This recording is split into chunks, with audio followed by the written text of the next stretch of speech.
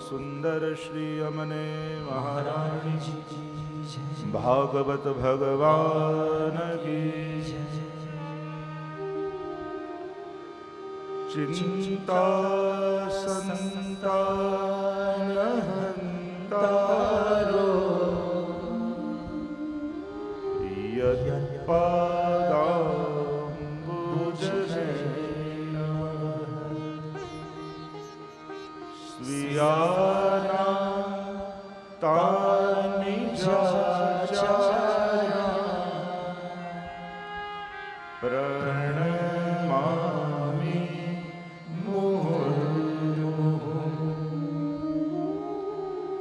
यदनुग्रहतो जन्तु सर्वदुःखातिको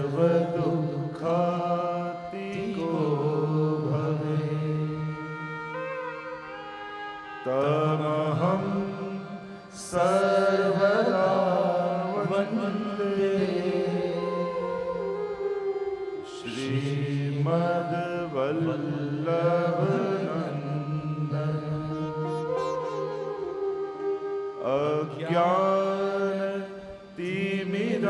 अज्ञानतिमिरान्धस्य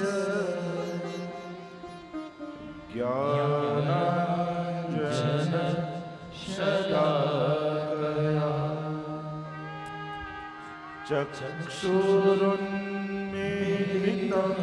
येन तस्मै श्री गुरवे नमः। नमामि हृदये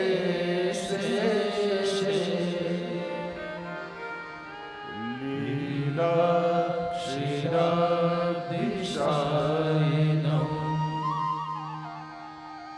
लक्ष्मी सहस्रलीलाभिः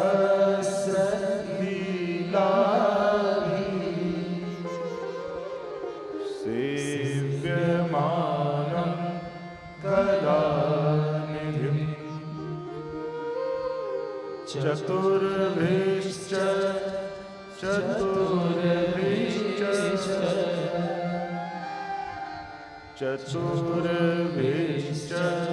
त्रिभिस्तथा षड्भिर्विराजते योऽसो पञ्चधाहृदये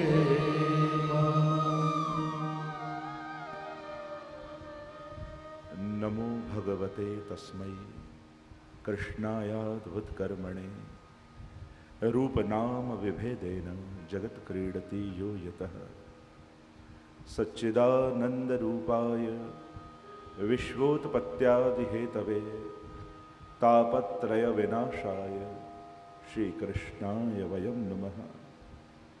निस्साधनजनोद्धारकरणप्रकटीकृतः गोकुले सस्वरूपश्री वल्लभशरणं मम योऽन्तः प्रविश्य मम वाचमीमां प्रसुप्तां सञ्जीवयत्यखिलशक्तिधरस्वधाम्ना अन्यांश्च हस्तचरणश्रवणत्वगादीन् प्राणान्नमो भगवते पुरुषाय तुभ्यम्।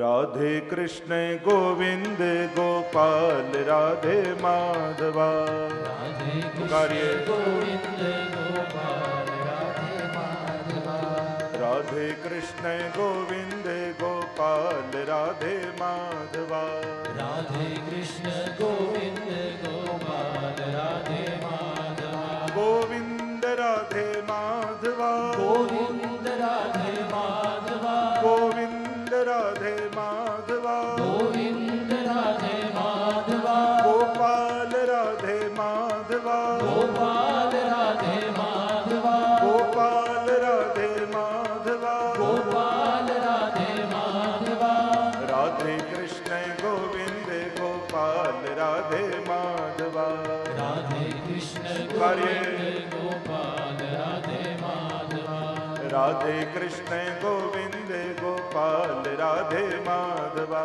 राधे कृष्ण गोविंद गोपाल राधे माधवा ગોવિંદ રાધે માધવા ગોવિંદ રાધે માધવા ગોવિંદ રાધે માધવા ગોવિંદ રાધે માધવા ગોપાલ રાધે માધવા ગોપાલ રાધે માધવા ગોપાલ રાધે માધવા ગોપાલ રાધે માધવા રાધે કૃષ્ણ ગોવિંદ ગોપાલ રાધે માધવા રાધે કૃષ્ણ ગોવિંદ ગોપાલ રાધે માધવા રાધે કૃષ્ણ ગોવિંદ ગોપાલ રાધે માધવા રાધે કૃષ્ણ ગોવિંદ ગોપાલ રાધે માધવા ગોવિંદ રાધે માધવા ગોવિંદ રાધે માધવા ગોવિંદ રાધે માધવા ગોવિંદ રાધે માધવા ગોપાલ રાધે માધવા ગોપાલ રાધે માધવા ગોપાલ રાધે માધવા ગોપાલ રાધે માધવા રાધે કૃષ્ણ ગોવિંદ ગોપાલ રાધે માધવા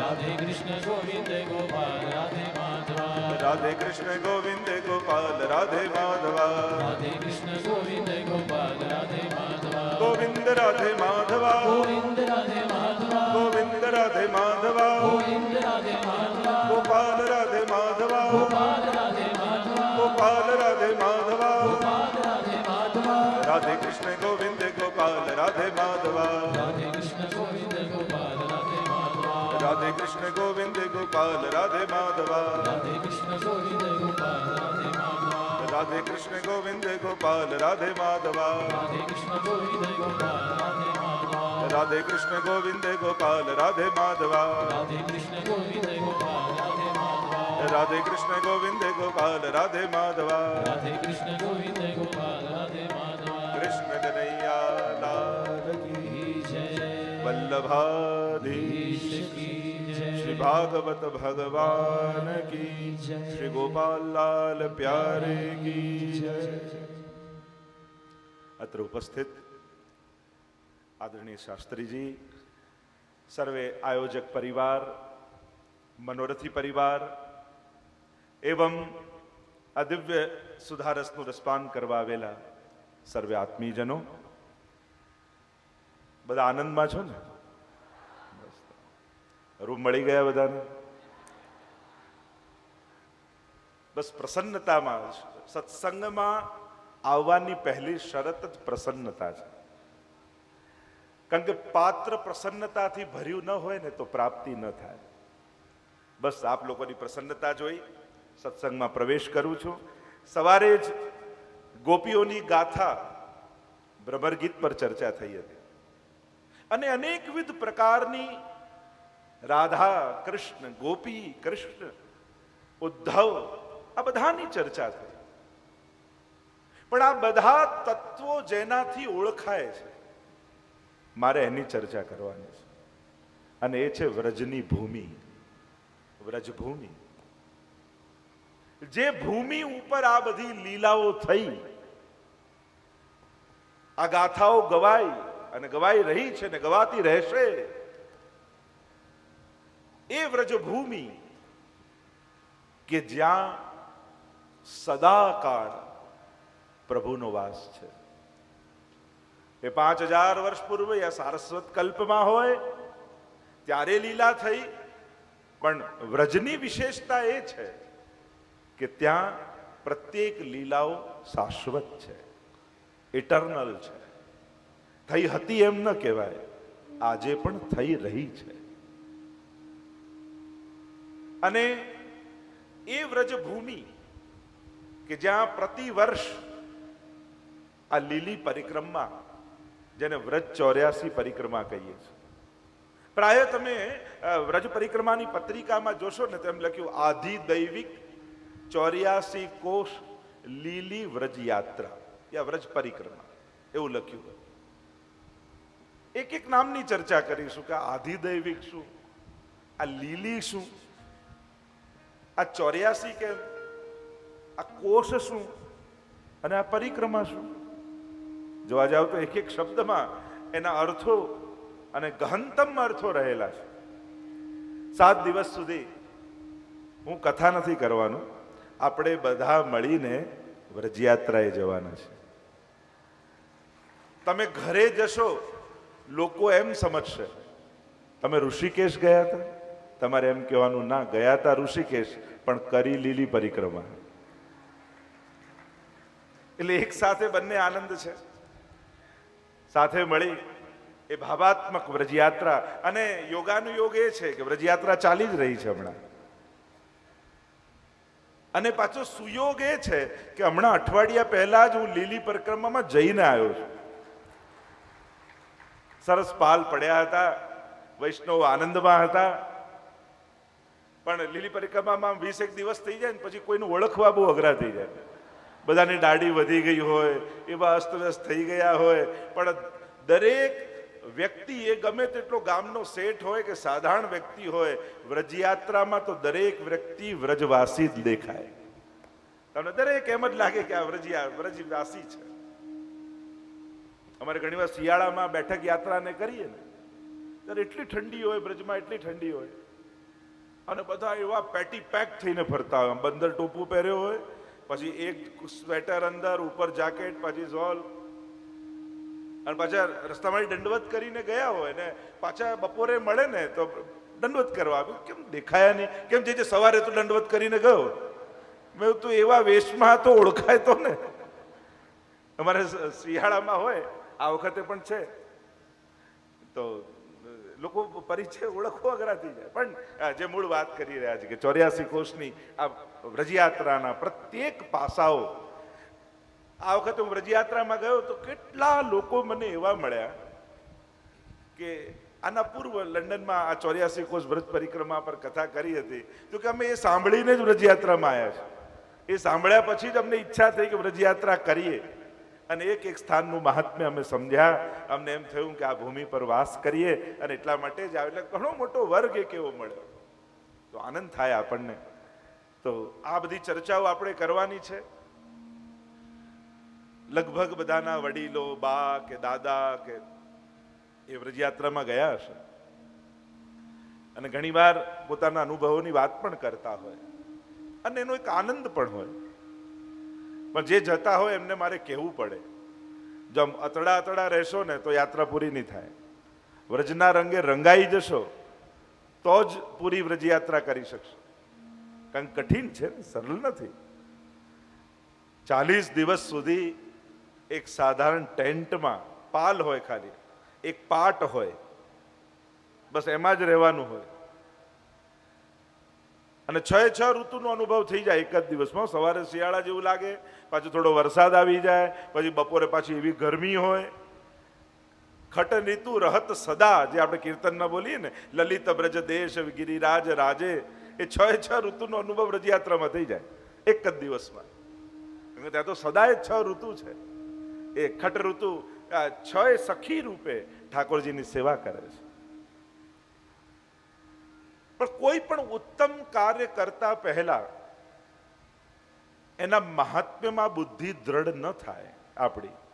આપણી બુદ્ધિ એનું મહાત્મ્ય ન સ્વીકારે, તે ઉત્તમમાં ઉત્તમ કાર્ય હોવા છતાં આપણને કોઈ પણ ક્ષણે એના પ્રત્યે અભાવ આવી શકે છે. અને એટલા માટે મહાત્મ્યનું શ્રવણ કરવું અતિ આવશ્યક છે.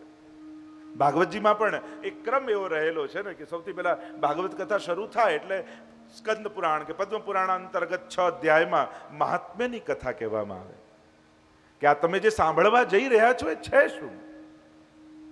આ કોનો આશ્રય તમે કરવા જઈ રહ્યા છો?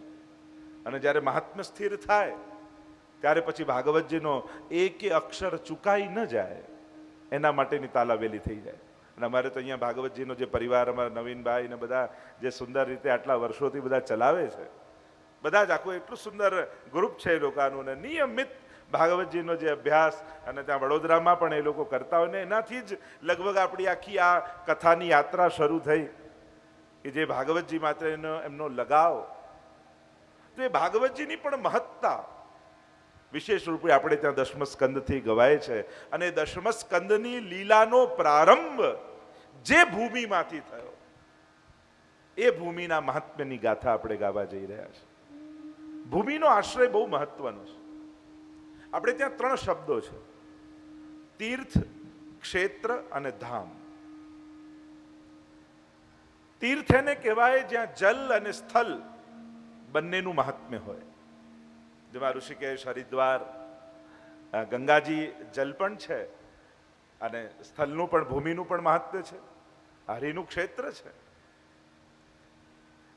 તો તીર્થ ક્ષેત્ર એટલે જેમાં ભૂમિનું મહત્વ હોય કેવલ, જેમ કુરુક્ષેત્ર, હરિહર ક્ષેત્ર.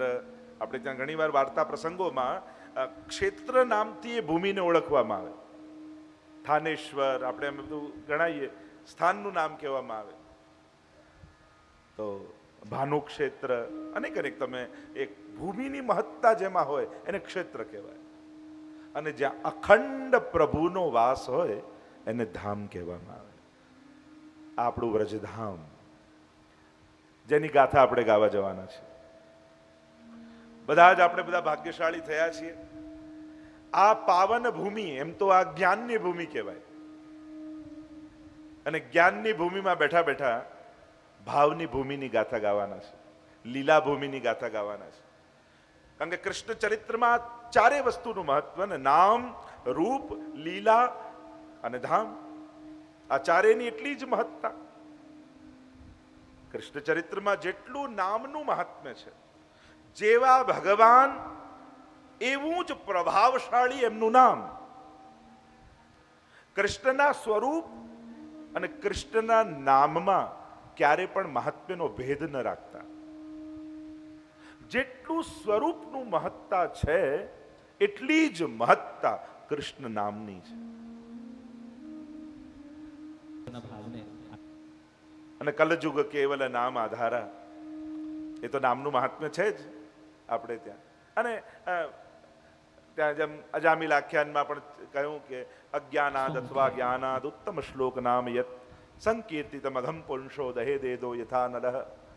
એવું ભગવાનનું નામ ભાય કુભાય અનકાલસુ અને કોઈ પણ રીતે ઉલટા સુલટા વાવીએ. ખેતરમાં હોય, ખેતરમાં ખેડૂત હોય, બીજ આમ જુએ, આ સીધું લાવ રોપું, સીધું લાવ રોપું, આ રીતે બીજ વાવે. એ તો આડું અવળું નાખે, પણ ગમે તેવું આડું અવળું બીજ નાખ્યું હોય, ફણગો તો સીધો જ ફૂટે. એ આડો અવળો ના ફૂટે, અંકુર તો સીધા જ ફૂટે. એમ જ ભક્તા ભાવે ભક્તેશ્ચા અતિક્રમે કૃતે અશક્ય વા સુશક્ય વા સર્વથા શરણમ હરિ. કોઈ પણ રીતે ભગવદ આશ્રય કર્યો હોય એ ક્યાં નિષ્ફળ જવાનો છે. તો નામ, કૃષ્ણના નામ, એનું મહાત્મ્ય અનંત ઘણું કહ્યું છે. અને એટલે જ અમુક સંપ્રદાયોમાં તો વિશેષ રૂપે નામ પર ભાર આપવામાં આવ્યો. અને મહાપ્રભુજી પણ આ પુષ્ટિ માર્ગમાં પણ સ્વરૂપ સેવાનું જેટલું મહત્વ છે એટલું જ મહત્વ ભગવદ નામનું પણ છે. અને એટલે જ મહાપ્રભુજીનું જ્યારે પણ તમે ચિત્ર આદિ જોશો ને, તો મહાપ્રભુજીના હાથમાં ગૌમુખી હશે. ગૌમુખી હોય ને શ્રી મહાપ્રભુજીના હસ્તમાં. આપણે જ્યારે પણ ચિત્ર જોઈએ, કેમ? મહાપ્રભુજીની આજ્ઞા છે. આનાથી પવન ઓછું ને વાવાઝોડું વધારે આવશે, એટલે થોડુંક ઘણા પંખા એવા હોય તુફાનની જેમ આવે, એટલે આપણને તો ત્રિવિધ પવન સંચરે, જે સુખદ હોય, આનંદદાયક હોય અને મંદ હોય. મંદ, શીતલ અને સુગંધિત, એટલે ત્રિવિધ પવન સંચરે. લલિત બ્રજ દેશ ગિરિરાજ રાજે. જે મૂળ વિષય પર આવું, નામનું એટલું જ મહાત્મ્ય આપણે ત્યાં પુષ્ટિ માર્ગમાં વદત ભિરેવ સતતમ તસ્માત સર્વાત્મના નિત્યમ શ્રી કૃષ્ણ શરણમ મમ. કાંઈ ન થાય, તીર્થભૂમિમાં છો, બને એટલું ભગવદ નામ લો, બને એટલું. એ સવારે મોર્નિંગ વોક કરતા, અને નામ લેવા માટે ક્યારે પણ ટાઈમ કાઢવો નહીં. આપણે ઓછું નામ એટલા માટે લઈ શકીએ છીએ કારણ કે આપણે સ્પેશિયલ ટાઈમ કાઢવા જઈએ છીએ ભગવદ નામ લેવા માટે, એટલે ભગવદ નામ ઓછું લેવાય છે. આજે જુદું કાઢવાની રીત છે ને, એ આપણા ધર્મમાં હતી જ નહીં. ઘણા લોકો કહે ને અમારે ત્યાં તો ઠાકોરજી માટે બધું જુદું, વાસણ જુદા, રસોડું જુદું, રસોઈ જુદી, બધું જુદું. અરે જુદું નહીં, એના માટે જ બનાવવાનું કીધું છે. ક્યાંય મહાપ્રભુજી એમ કહ્યું કે જુદું બનાવજો ઠાકોરજી માટે? મહાપ્રભુજી એમ કહ્યું ઠાકોરજી માટે જ બનાવજો. અને પ્રભુને ધરીને લેવું. સર્વ વસ્તુ સમર્પણમ સર્વ સમર્પિતમ ભક્ત્યા કર્તાર્થોસી સુખી ભવ. સુખી થવાનો એક જ રસ્તો, બધું સમર્પિત કરી દો. પોતે પકડી રાખશો તો ભાર અને ચિંતા રહેશે, ધરી દેશો તો બધું પ્રસાદી બની તમારા જીવનમાં પ્રસન્નતા પાથરી દેશે. એટલે કલિયુગમાં સુખી થવાનો એક જ ઉપાય, પોતાના માથે ટોપલો ઉચકી નહીં રાખો, સમર્પણ પ્રભુને ધરી દો અને એની આપેલી પ્રસાદી છે એ રીતે સ્વીકાર કરો. એટલે પછી તો પ્રત્યેક વસ્તુ સુખ આપનારી થઈ જાય, સંસાર પણ સુખ આપનારું થઈ જાય. જે દુખાલય કહેવાય છે એ પણ સુખાલય થઈ જાય, કારણ ભગવાને આપેલો છે. મેં ઊભો કરેલો છે તો દુઃખનું કારણ, ભગવાને આપેલું છે તો સુખનું કારણ. બસ આટલું જ. અને એટલા માટે જુદો સમય ભગવત નામ લેવાનો કાઢતા નહીં. ચાલતા ફરતા ઉઠતા બેસતા, અરે બિલ્વમંગલ આદિ તો જો કરાર વિંદે આપણે કહીએ કે સૂતા સૂતા સુખ ભોગવતા શૈયા ઉપર પણ ભગવત નામ લે ને તો પણ ભગવાન કૃપા કરે છે. ત્યાં સુધીની વાત આવી.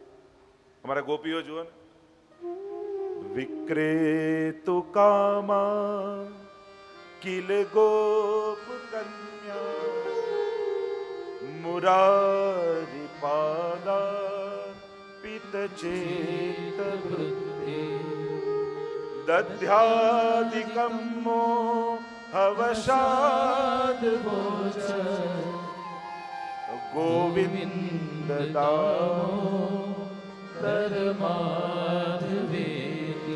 મહિલો મહિલો મહિલો માથે મટકી લઈને નીકળેલી ગોપી મથુરાની બજારમાં ભગવાનમાં ચિત્ત એવું લાગ્યું છે કે ભૂલી ગઈ અને મોહન લો મોહન લો મોહન લો એમ કરીને ભગવાનને વેચવા નીકળી હોય. એ રીતે ગોપીઓ વેચતા વેચતા વિક્રેતુ કામા કિલ ગોપ કન્યા, મહાપ્રભુજીને બી કહા વ્યાવૃત્તોપી હરવ ચિત્તમ.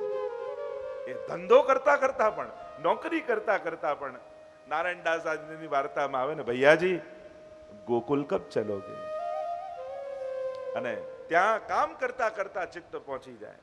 અને એટલા માટે જુદો સમય કાઢવાનું બંધ કરો. જ્યાં છો, જે રીતે છો, એ મોર્નિંગ વોક કરતા હો સવારે સવારે, યોગ કરતા હો સવારે સવારે, ચા પીતા હો યા કોઈના માટે ચા લઈ જતા હો, પણ શ્રી કૃષ્ણ શરણમ મમ, શ્રી કૃષ્ણ શરણમ મમ એનું સ્મરણ કરું. સારું જ છે કોઈના માટે. અને ભાઈઓને અહીંયા જ સેવા કરવાનો લાભ મળે છે, બાકી તો ઘરે બહેનો પાસે કરાવે છે. એટલે સારું છે, પુણ્યમાં બઢોતરી થશે. સૌથી મોટું પુણ્ય ક્યારે માણસને મળે? જ્યારે પતિ પત્નીની સેવા કરે અને પત્ની પતિની સેવા કરે, સૌથી મોટું પુણ્ય છે. તો આનંદની વાત છે. ઘણી વાર આવા દ્રશ્યો જોઉં તો એટલો આનંદ થાય કે ચલો અહીંયા આવીને અમારા ભાઈઓ કેટલા સરસ, એમ જેમ પનઘટ ઉપર ગોપી મટકી લઈને જતી હોય એ રીતે બે હાથમાં ચાનો કપ લઈને જે રીતે જતા હોય, ગોકુલ કી પનિહારી પનિહા વરન ચલી, તો જોઈને આનંદ થાય. બસ તમારા જીવનમાં એકબીજા પ્રત્યે ચાહના વધે એવા જ આશીર્વાદ. ચા પીતા પીતા ચાહના વધવી જોઈએ, તો એ પ્રસન્નતા છે, આનંદ છે. તો નામ જ્યાં પણ હોય, જે રીતે હોય, લેતા રહો. બીજું રૂપ, કૃષ્ણ ભક્તિમાં ચારેયની એટલી જ મહત્તા. હું જઉં છું ધામ તરફ પણ નામથી શરૂ કરું છું, કારણ કે કોઈનું બહુ નામ સાંભળો, કારણ કે આ બધું સંકલન એકબીજાથી જોડાયેલું છે. કોઈનું બહુ નામ સાંભળો તમને એવું લાગે કેવો લાગતો હશે, એટલે રૂપમાં આસક્તિ થાય. રૂપ જુઓ તો કે આ શું કરતો હશે, તો લીલામાં આસક્તિ થાય. અને લીલા સાંભળો તો એમ થાય કે આ બધું ક્યાં થતું હશે, તો ધામમાં આસક્તિ થાય. તો નામથી શરૂ થયેલી યાત્રા છેક ધામમાં પ્રાપ્તિ કરાવે. તો કૃષ્ણનું રૂપ, અને એમાં બે વસ્તુ છે, રૂપ અને સ્વરૂપ. એ કાળો છે, વાંકડિયા કેશ છે, મોટા મોટા કમળની પાંખુડીઓ જેવા નેત્ર છે. આ બધા રૂપની ચર્ચા છે. રૂપ દેખ નૈના પલક લાગે નહીં. हमारे यहाँ तो भगवतियों ने रूप के बारे में कितना गाया. कृष्ण दरस सो अटकी ग्वालिन, कृष्ण दरस સો અટકી, બાર બાર પનઘટ પર આવત, શિર જમના જલ મટકી. કેવી આસક્તિ રૂપ માટે થાય. અને સ્વરૂપ રસો વૈશ, આનંદ માત્ર કરપાદ ખોદરાદી એનું સ્વરૂપ છે. એટલે કૃષ્ણનું રૂપ અને સ્વરૂપ બંને હૃદયમાં સ્થિત થવા જોઈએ. એના સ્વરૂપનું જ્ઞાન સતત રહેવું જોઈએ. અને તો જ સાચા અર્થમાં રૂપની આસક્તિ સફળ થાય.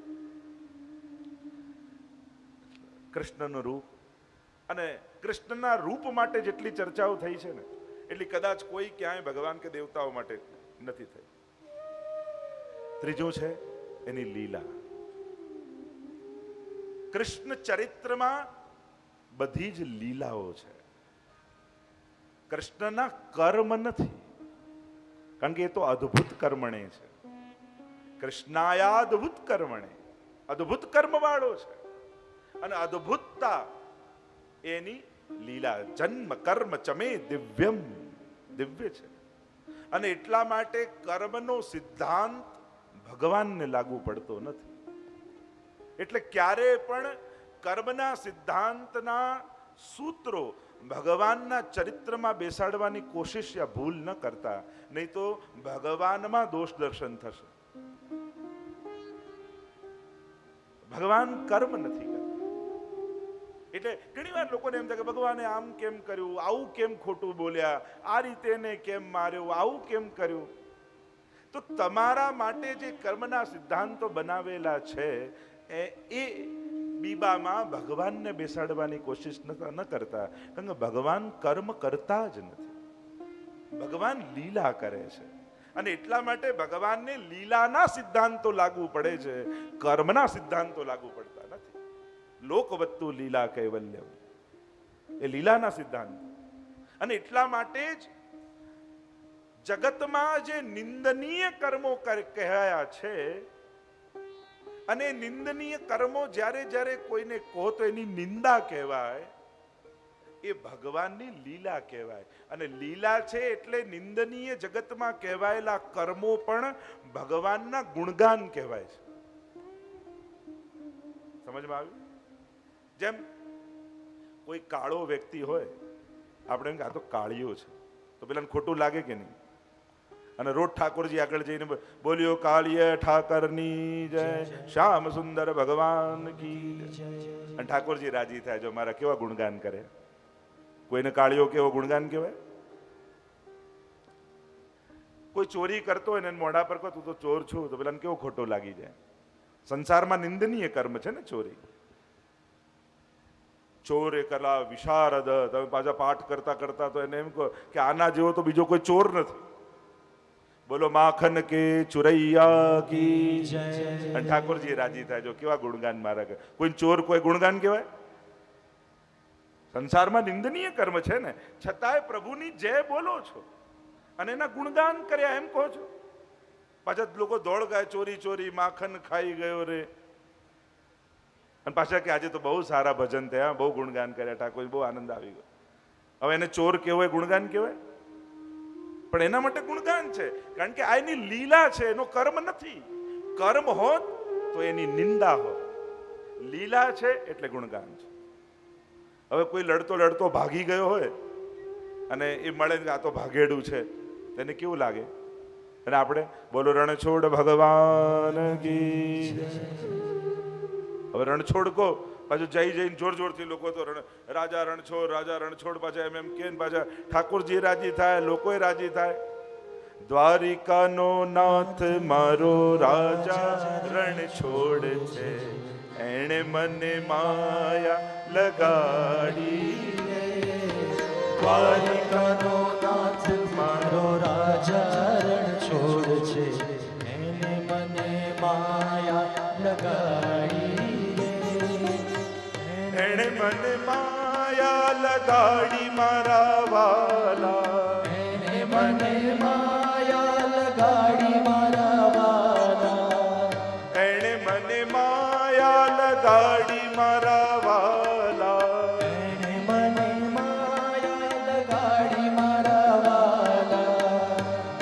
મને માયા લગાડી રે. દ્વારિકાનો નાથ મારો રાજા રણ છોડ છે, એણે મને માયા લગાડી રે. તમે રણછોડ રણછોડ કહીને જય ઘોષ કરો છો. એની નિંદા નથી થતી, કારણ એના કર્મ નથી. આ બધી જ એની લીલાઓ છે. અને લીલા છે એટલે જગતના સંસારના સિદ્ધાંતો એને લાગુ નથી પડતા. નહીં તો સંસારમાં આ બધી નિંદા કહેવાય, આ ગુણગાન ન કહેવાય. એનાથી વ્યક્તિ નારાજ થાય, પ્રસન્ન ન થાય. પણ આ બધી, કારણ કે લીલા કોને કહેવાય? અનાયાસેન હર્ષાત ક્રિયમાણ ચેષ્ટા સલીલા, જેમાં કોઈ ઇન્ટેન્શન ન હોય. પ્રત્યેક કર્મમાં કોઈ ઇન્ટેન્શન હોય, પ્રયાસ હોય, સંકલ્પ હોય. અને લીલામાં કેવલ આનંદની અભિવ્યક્તિ હોય. એમાં કોઈ કર્મ કરવાની ઈચ્છા યા સંકલ્પ નથી, કેવલ આનંદની અભિવ્યક્તિ છે. એટલે લીલા. અને આ લીલા ક્યાં થાય? તે પ્રભુનું ધામ, ભગવત ધામ, જેને આપણે વ્રજધામ કહીએ છીએ. પ્રભુએ અનેક સ્થાનોમાં લીલા કરી છે, પણ વ્રજભૂમિની વિશેષતા શા માટે અધિક? એનું કારણ એ, વ્રજમાં જે લીલા કરી એ કેવલ ને કેવલ ભક્તોને આનંદનું દાન કરવા માટે લીલા કરી છે. પૂર્ણ પુરુષોત્તમ સ્વરૂપે લીલા કરી છે. અને એટલા માટે વ્રજની મહત્તા વિશેષ રૂપે આપણે ત્યાં. અને એમાં પણ પુષ્ટિમાર્ગીય વૈષ્ણવ હોય, જેના ઘરે સેવા બિરાજતી હોય, એના માટે તો વ્રજધામની વિશેષતા અનેક ગણી વધી જાય. કારણ કે આપણું મંદિર પણ નંદાલય, આપણે એને નંદાલય કહીએ છીએ. આપણું ઘર વ્રજધામ આપણે કહીએ છીએ. અને એટલા માટે કૃષ્ણને સમજવા માટે, ગોપીને સમજવા માટે, સખાઓને સમજવા માટે, નંદ અને યશોદાજીને સમજવા માટે વ્રજને સમજવું જરૂરી છે. આ વ્રજ સંસ્કૃતિને સમજવી જરૂરી છે. અને એનો અવસર આપણને આ 7 દિવસ માટે મળ્યો છે. 40 દિવસની યાત્રા હું તમને 7 દિવસમાં કરાવી દઈશ. જો 2 પ્રકારની પરિક્રમા આવે, આપણે કહીએ ને આધિદૈવિક લીલી પરિક્રમા. તો કે લીલી શું હોય? લીલી, લાલ, કેસરી, પીળી, એવી લીલી? ઘણા કે જ્યારે ફાગણ મહિનામાં ને જાય ને, અમે સૂકી પરિક્રમા કરવા જઈએ છીએ. અને અમારી યાત્રા છે ને બહુ જ ફેસિલિટી વાળી હોય, એટલે હું એને એમ કહું લોકોને કે આ સૂકી નથી, આ સુખી પરિક્રમા છે, બધી જ સુવિધા સાથેની. તો લીલી ને સૂકી એવી 2 પ્રકારે એક વ્યવહારિક શબ્દોનો ઉપયોગ, આ કોઈ શાસ્ત્રોક્ત નથી, પણ વ્યવહારિક શબ્દોનો પ્રયોગ આપણે કરીએ છીએ. કારણ કે જ્યારે ભાદરવા મહિનામાં લગભગ દાન એકાદશીથી લીલી પરિક્રમા, એટલે કે વર્ષા ઋતુનો સમય હોય અને આખું વ્રજ લીલું થઈ ગયું, એટલે એને કહીએ કે લીલી પરિક્રમા. અને જ્યારે ફાગણ આદિ મહિનામાં જે થાય ત્યારે વર્ષા ઋતુ ન હોય, એટલે એને સૂકી પરિક્રમા એમ કહેવામાં આવે. તો આ બંનેના ચર્ચાઓ છે. તો એ લીલી પરિક્રમા 40 દિવસમાં થાય ને આપણે 7 દિવસમાં એનો ભાવ કરીશું. જો શરૂ કરું તો શબ્દનો પહેલા જો આપણે અર્થઘટન કરીએ, આધિદૈવિક 84 કોષ બ્રજ લીલી પરિક્રમા, એવું પત્રિકામાં લખેલું હોય જ્યારે પણ લીલી પરિક્રમા હોય. લગભગ દાન એકાદશીથી નિયમ લઈને શરૂ થતી હોય. આપણે પણ શરૂ કરીશું તો એવા જ ભાવથી, જે રીતે વ્રજયાત્રા જ્યાં જ્યાં પડાવ કરે, આપણે આખો એવો જ ક્રમ આ 84 કથાનો, કોષ વ્રજયાત્રાની કથાનો ક્રમ લઈશું. કે મથુરામાં યમુના ઘાટે બેસી નિયમ લે, અને તમે કહેશો તો તમને નિયમે લેવડાવી દઈશ, જેવી વ્રજયાત્રામાં લેવામાં આવે. બહુ અઘરા હોય, તમે નહીં માનો. વચ્ચે એક અમારા પરિચિત, એટલે પરિચિત ઓળખીતા તો નથી, પણ એમનો ઈમેલ આવ્યો કે આપની યુટ્યુબ ઉપર 84 કોષ વ્રજયાત્રા પરિક્રમા છે ને હું રહું છું વિદેશમાં, અને મારા બહુ સમયથી એવી ઈચ્છા હતી કે હું વ્રજયાત્રા કરું. પણ હું નીકળી શકું એમ છું નહીં, આ દેશમાંથી ઇન્ડિયા આવી શકું એમ નથી. એટલે મેં નિયમ લીધો, જે વ્રજયાત્રાના નિયમ હોય એ બધા જ નિયમ પાળી મારા ઘરમાં ભૂમિ પર શયન કર્યું, દાઢી ન કરી, સ્નાન ન કર્યું, જે આખા જે નિયમ હોય એ બધા પાળી 7 દિવસ સુધી આપની પરિક્રમાની આ કથા મેં મારા ઘરે વ્રજયાત્રાના ભાવથી સાંભળી. એને બધા જ નિયમ પાડે, એક નિયમ બધા જ. એટલે કોઈ એવા મહાનુભાવને એવી ઈચ્છા થાય કે 7 દિવસ અહીંયા છીએ તો લાવ ટેન્ટ તો બાંધેલું છે જ,